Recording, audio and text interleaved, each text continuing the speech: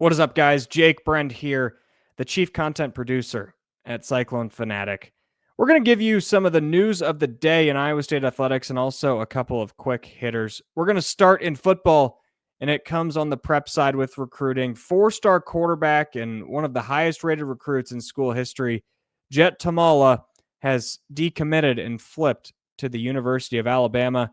The Omaha, Nebraska product committed to Iowa State in late April. He already had offers from Iowa, Missouri, Washington State, among others. And then after he committed, just a couple, 3 weeks later, Alabama swooped in and offered him. It's not ideal for Iowa State. He was the gemstone of the class, and he was going to have a chance to be the quarterback of the future. So there is no silver lining that I can give you, because even after Alabama offered, Iowa State said that they were recruiting him still, just as hard as they were when he was not committed. So there's no doubt that Iowa State wanted him, and it hurts to see him go.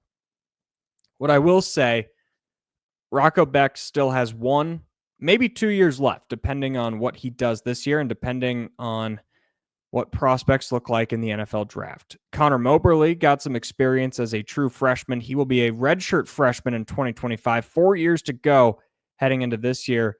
And then Alex Mansky, another Elite 11 product, just like Thomalla.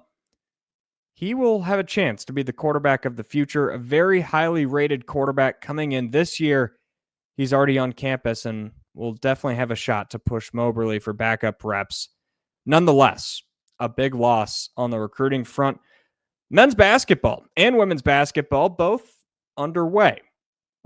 They had their first practice on Monday, and as you can see, diving on the floor for loose balls, TJ Otzelberger, he opened up this video, at least, and most likely with practice, by saying, this is an elite defensive team and an elite offensive team. Notice how I emphasized how we said elite twice for defense and just once for offense.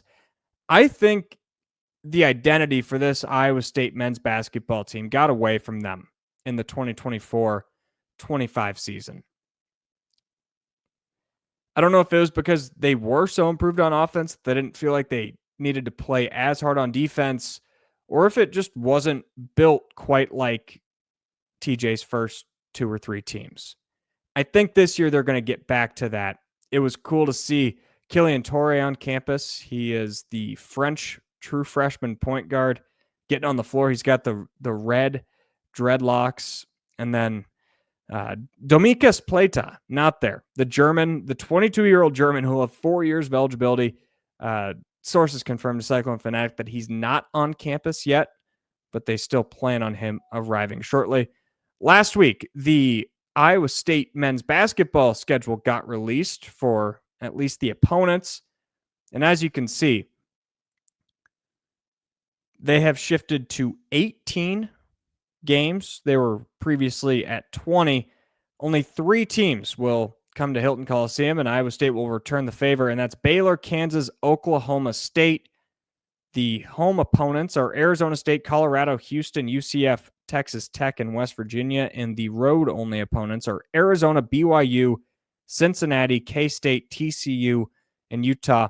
I've got some thoughts, but first, so does CycloneFanatic's Chris Williams. Iowa State gets Baylor, Kansas, and Oklahoma State each twice in the 2025-26 Big 12 season, which I kind of like because I'm old school. And I like playing teams, that you actually have history with. So getting Kansas a home and home makes a ton of sense. Oklahoma State, you've got that history.